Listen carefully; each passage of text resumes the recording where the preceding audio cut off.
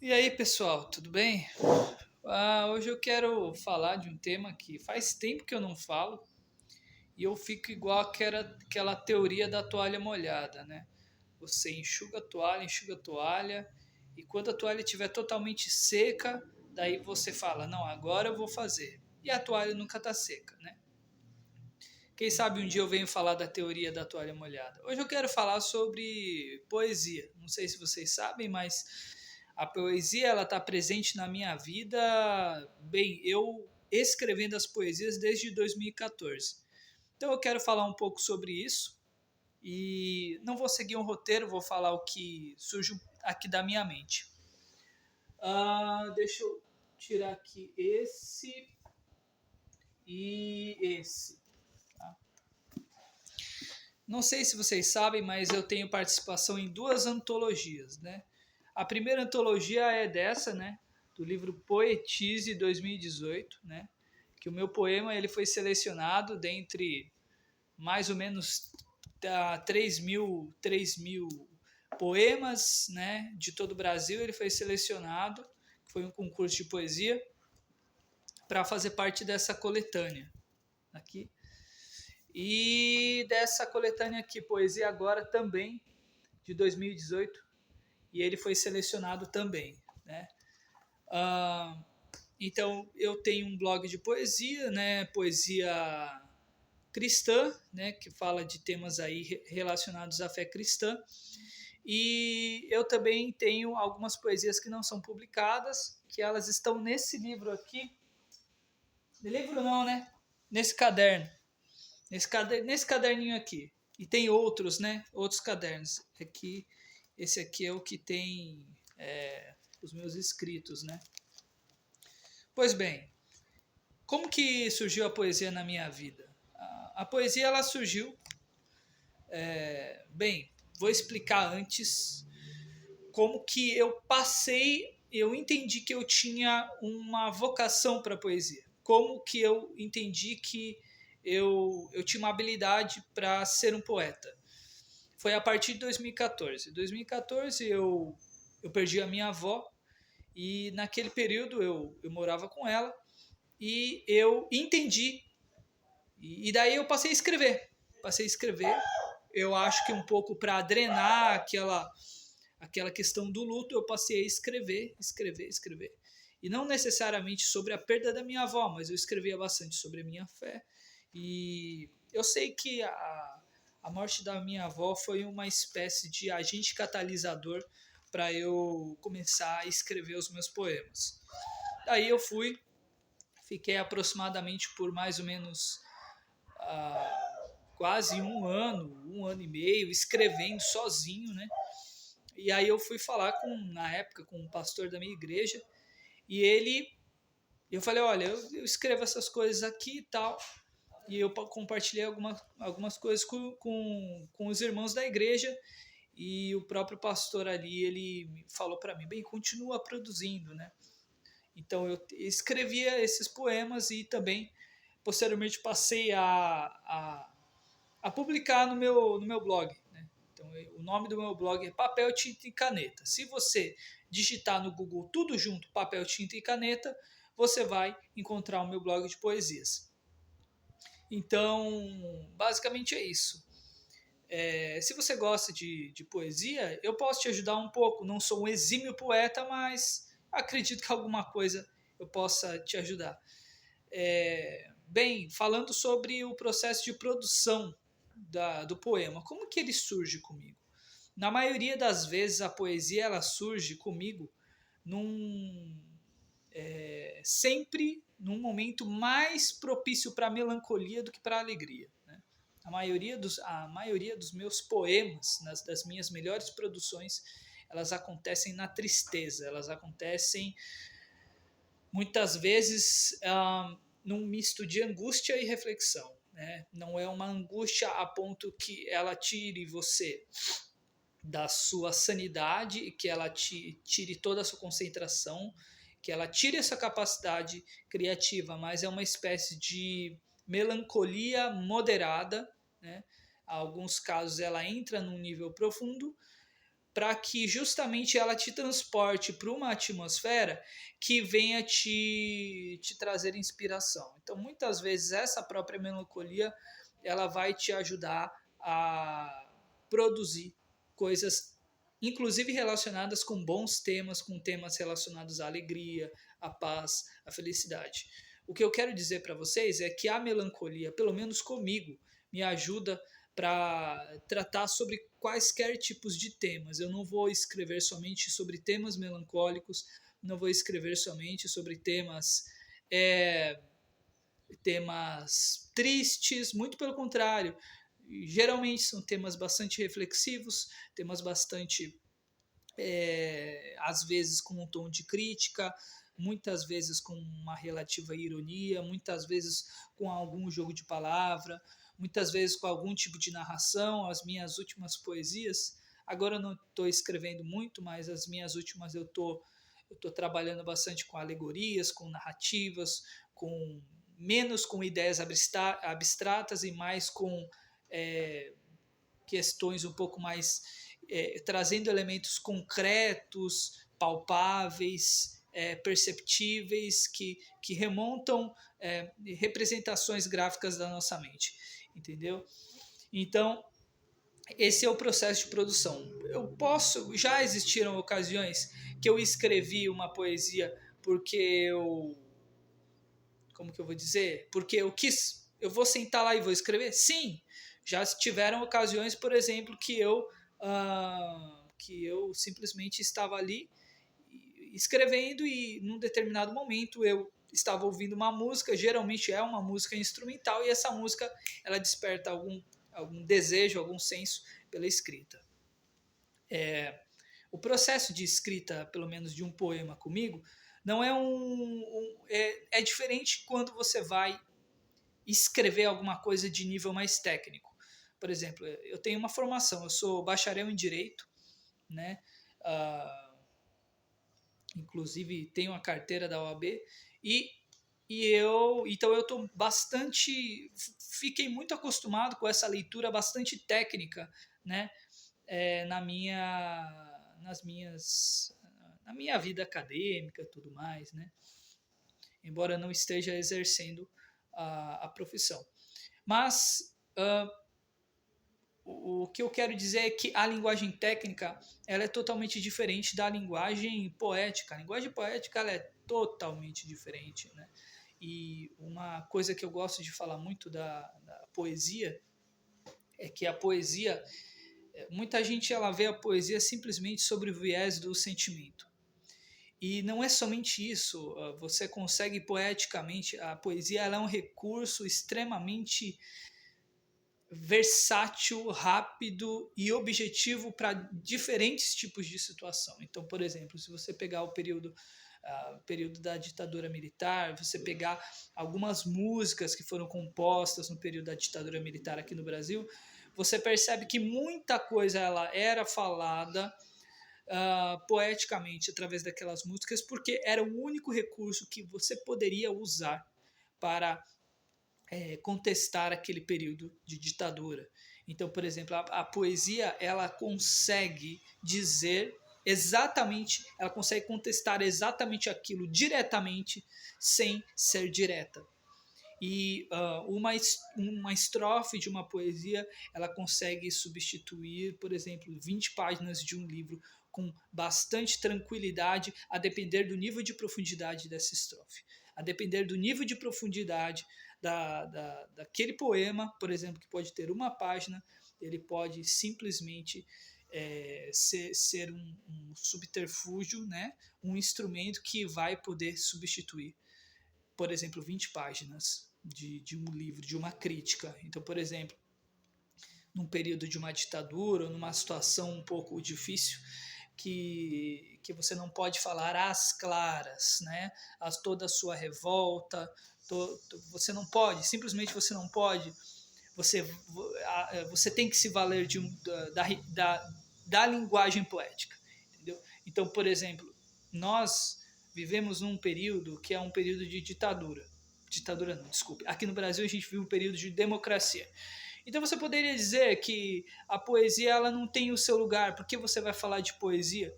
Mas justamente porque você vive numa democracia. Porque talvez se você vivesse numa ditadura, você veria a importância e o valor de um poema. A importância e o valor que existe, o recurso que existe num poema, numa estrofe. Então não é simplesmente algo meramente sentimental, é um excelente recurso linguístico. É um excelente recurso linguístico. Então a gente tem que parar um pouco de.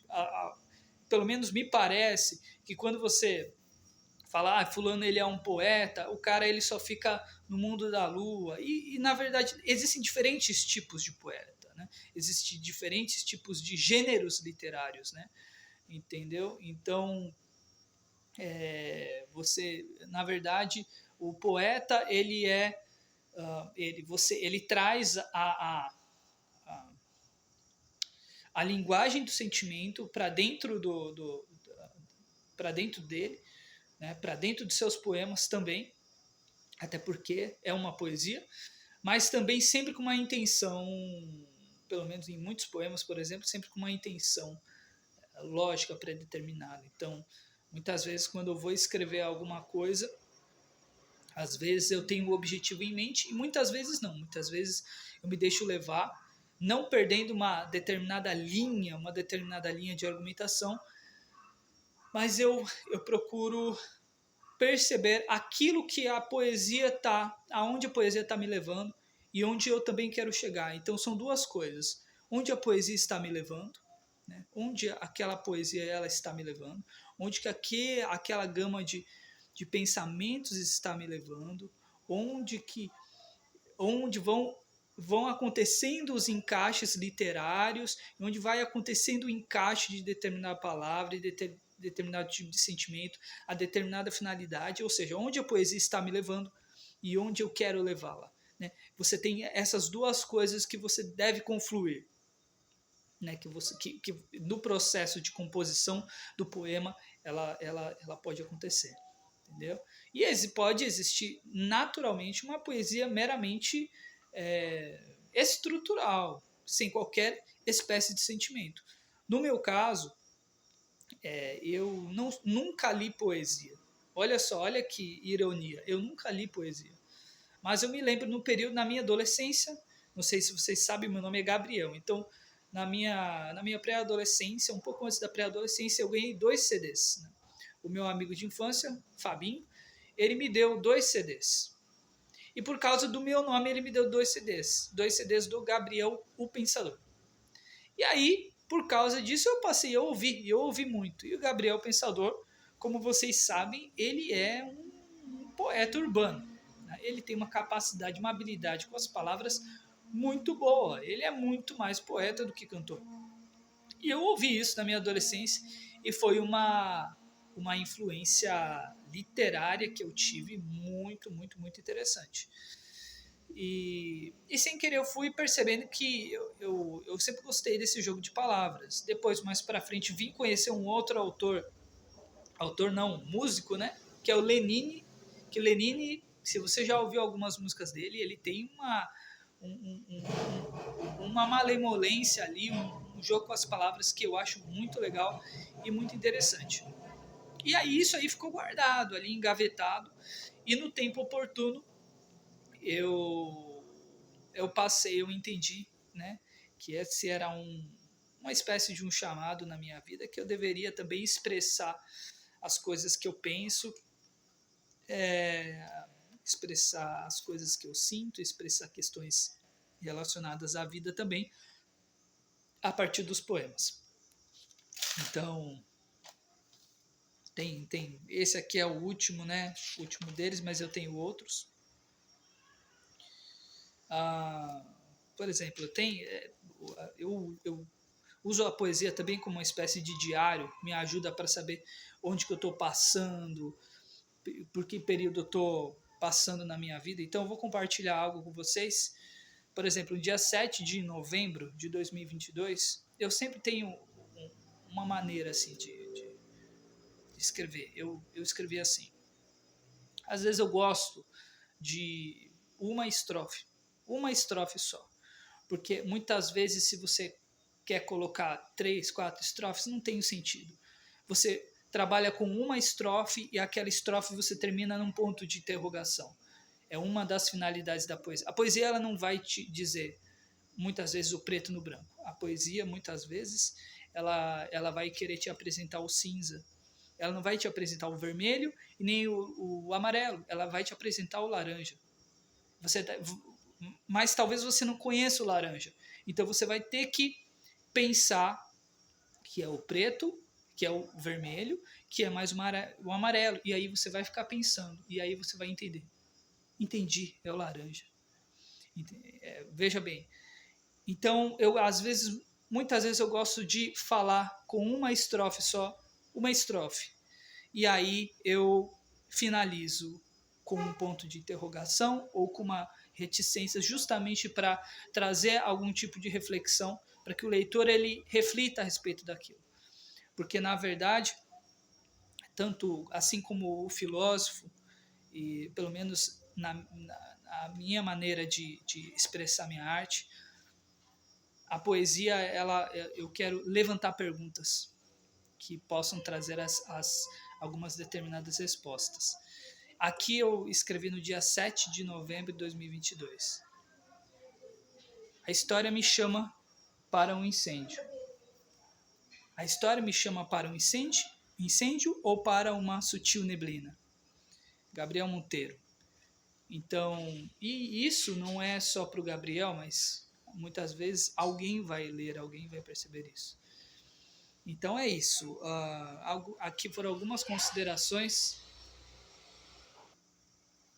Então, basicamente é isso a respeito de poesia. Eu vou finalizar, nunca falei sobre isso aqui no meu canal, vou finalizar sobre os 2 poemas dessa coletânea. Vou começar por essa coletânea do Poesia Agora. Aqui eu tenho que achar o meu poema. Espera aí. Regrava, não fica esperando a pessoa se esperar achar. Não vou regravar, não. Vai entrar assim mesmo.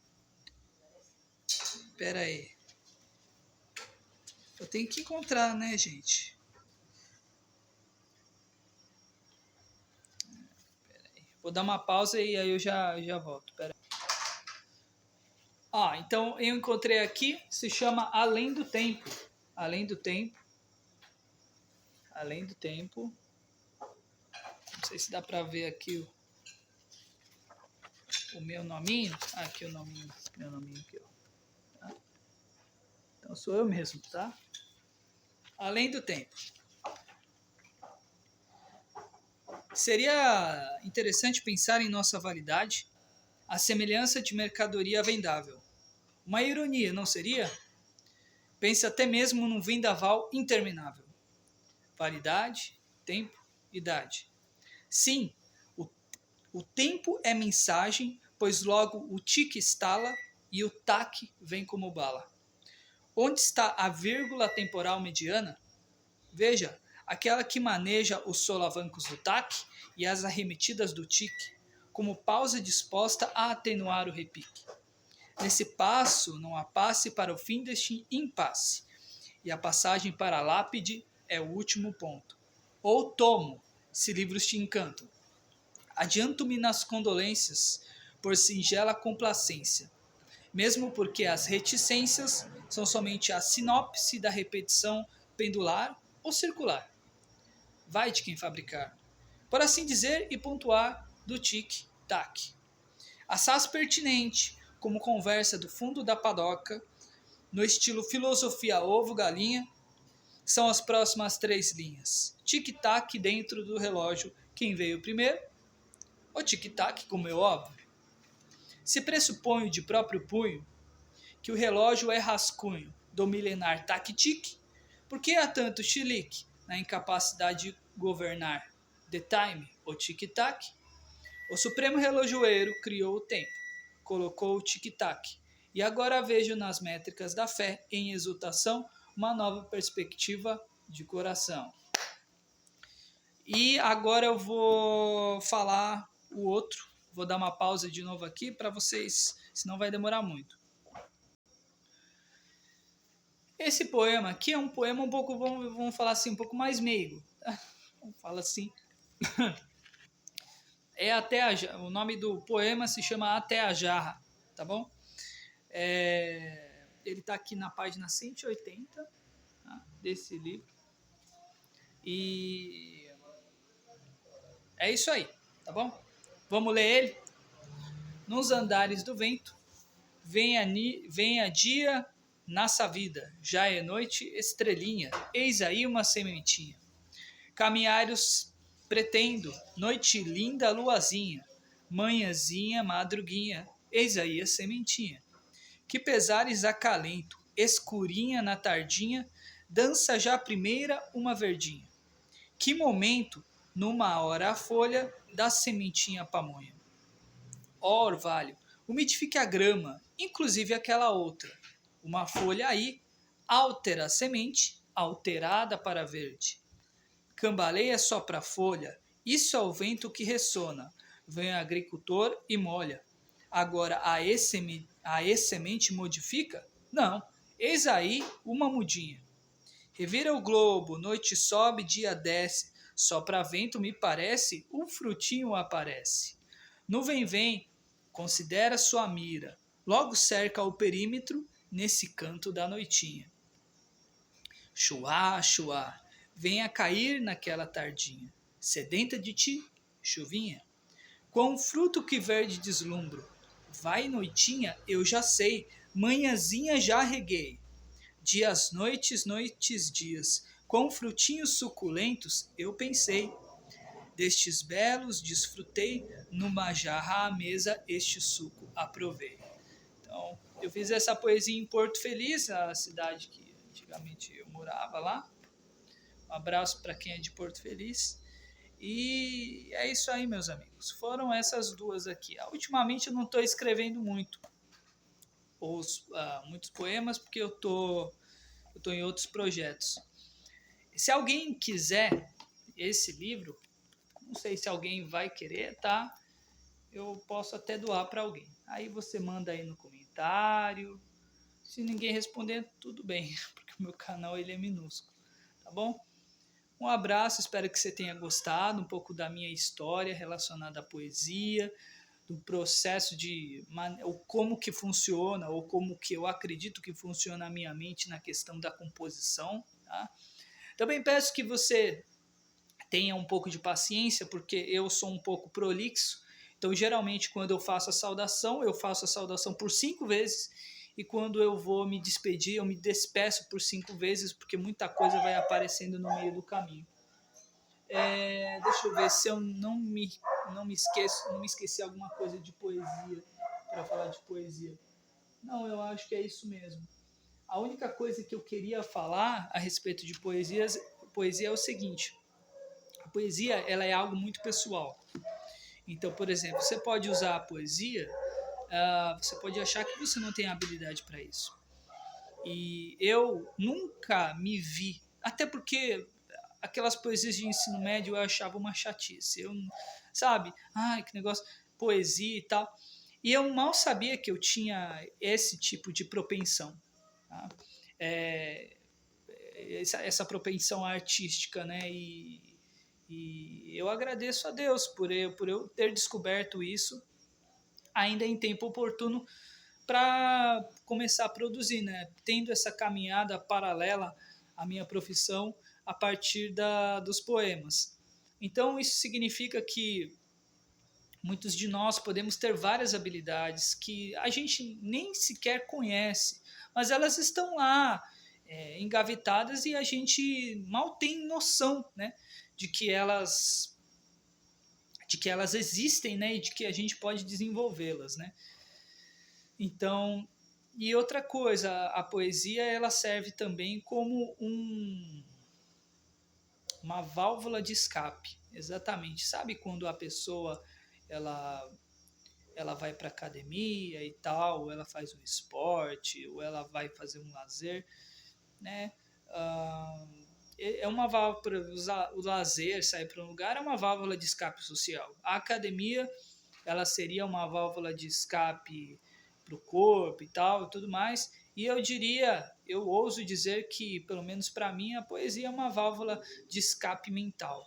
Ela é uma válvula de escape, muitas vezes também emocional, e ela é uma válvula de escape que sinaliza muitas vezes que eu preciso pausar, muitas vezes que eu preciso. Então, por exemplo, quando eu percebo que o meu corpo produziu, né, a minha mente produziu uma poesia, eu percebo que ou eu tenho que parar o que eu estou fazendo, ou eu tenho que tomar uma outra atitude. A poesia, ela serve muitas vezes para mim como um sinal de alerta.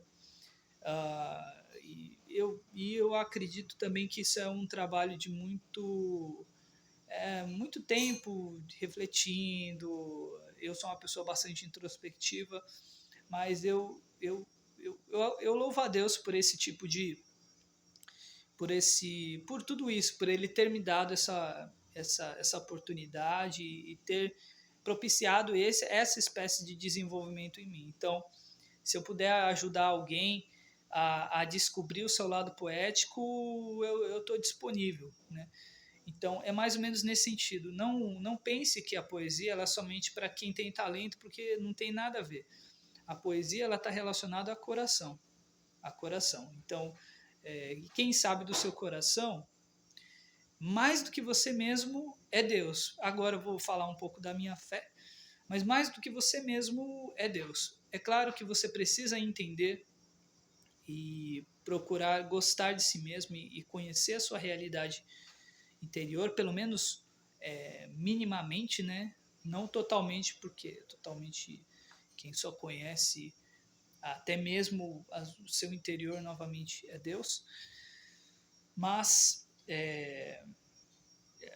você precisa, eu acredito que é um belo de exercício, principalmente numa realidade em que nós vivemos, que é uma realidade da pós-modernidade. Tá?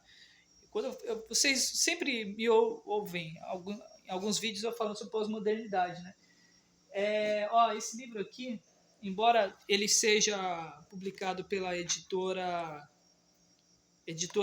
Vida Nova, né, que é uma editora cristã, mas ele se você, no mínimo, você tem, embora você não precisa ser cristão, não precisa ser evangélico, mas se você é condizente com muitos princípios, né, valores cristãos, né, vamos falar assim, valores conservadores, você não vai se sentir ofendido lendo esse livro, Contra a Cultura, de David Platt.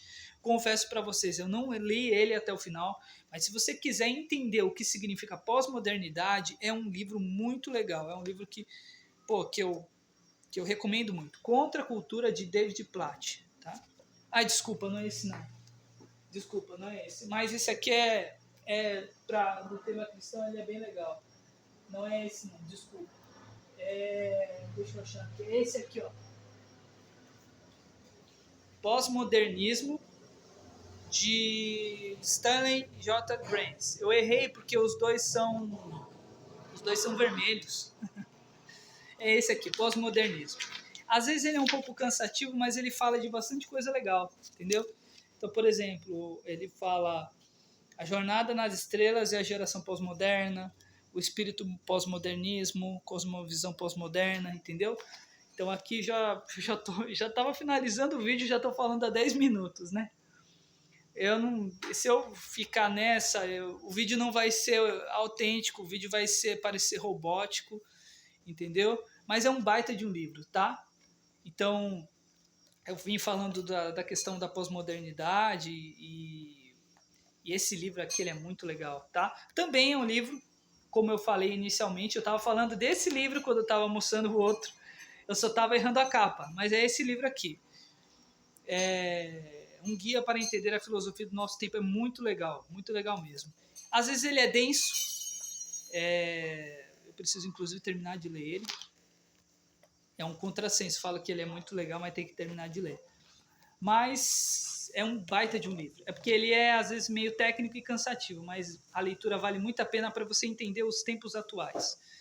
Entender por que muitas vezes, até mesmo esse movimento da juventude, né? Essa dinâmica das tribos, né? você consegue entender, então é por causa disso, porque tem tribo disso, tem tribo daquilo, porque nunca parece que não existe uma unicidade, existe uma grande fragmentação. Esse livro ele explica detalhadamente sobre isso. E aí, uma das consequências do pós-modernismo é esse excesso, essa questão de muita ansiedade, tal, né? Várias tribos, esse excesso de fragmentação, é tudo junto e misturado, e cada um constrói sua identidade com elementos antigos e tudo mais, entendeu? E aí, voltando lá atrás, dentro dessa esfera pós-moderna, você ter uma percepção poética das coisas. E aí, quando eu falo de percepção poética, eu também estou me referindo a uma percepção crítica, filosófica, também como pensador, como ponto de influência. Então você, se você tem um chamado ideológico de realmente refutar coisas que estão estranhas, estão erradas, estão inadequadas, né? Às vezes um chamado pela justiça ou um chamado, enfim, você precisa pelo menos se esforçar para procurar entender um pouco das questões que acontecem nos tempos atuais, né? Porque muitas vezes você vai ser a luz, né? Dentro ali de um universo de trevas, você vai ser a luz. Você vai ser aquele que vai deter o conhecimento e falar, gente, não é por aí. Ou você vai falar, gente, não é por aí, acontece por causa disso, disso, disso. Gente, não é por aí. Acontece porque você já viu o desenvolvimento da história, o que aconteceu lá atrás. Gente, não é por aí. Não vamos confundir fundamentalismo religioso com político. Gente, não é por... Entendeu? Então, você ter uma percepção crítica e aí eu vou ter que levantar a minha bandeira, você poder também usar a poesia como um recurso literário e também um instrumento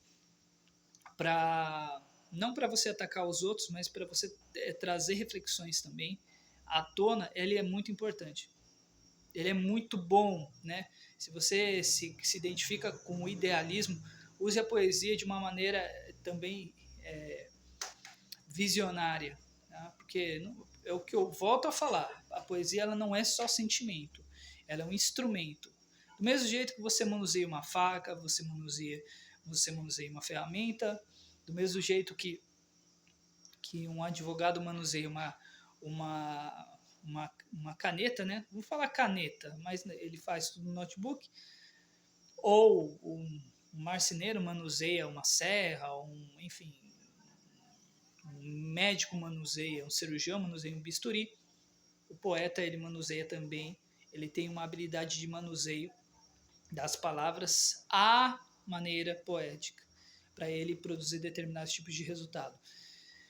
Então não pense que a poesia ela tem simplesmente ela tem tipo como se fosse ela tem um caráter meramente inofensivo. Muitas vezes ela também é escudo e espada também. É um recurso de defesa e muitas vezes um recurso de ataque, né? Não um ataque no sentido ofensivo, de você querer fazer mal às pessoas, mas muitas vezes no meio de uma guerra, aí trazendo aí à luz a linguagem da questão épica da batalha, ninguém simplesmente vai estar numa guerra e ele vai estar só de escudo, ele vai estar também com uma espada, né? Se a pessoa vai estar só de escudo uma hora, ela vai ter que usar a espada também de alguma maneira, tá? Então, isso, já fui extremamente prolixo. Volto a dizer, né? O processo de escrita é muito pessoal, mesmo. Então, não pense que existe uma fórmula matemática com relação à poesia. E isso é uma coisa que comigo funciona, né? Você pode ser daquele que você adora e você lê muitos poemas e tal. e você se deleita pelo prazer das palavras, tal. Talvez seu perfil seja um pouco diferente. No meu perfil, a coisa ela funciona mais ou menos desse jeito, tá? Mas é isso, né? Se você acha que existe algum tipo de propensão à linguagem poética, se permita a poesia e tente descobrir o momento em que você está prestes a parir um poema, tá bom? É isso. Um abraço, espero que vocês tenham gostado desse vídeo um pouco mais espontâneo. E é isso. A gente se vê no próximo vídeo se ele acontecer, tá bom? Um abraço.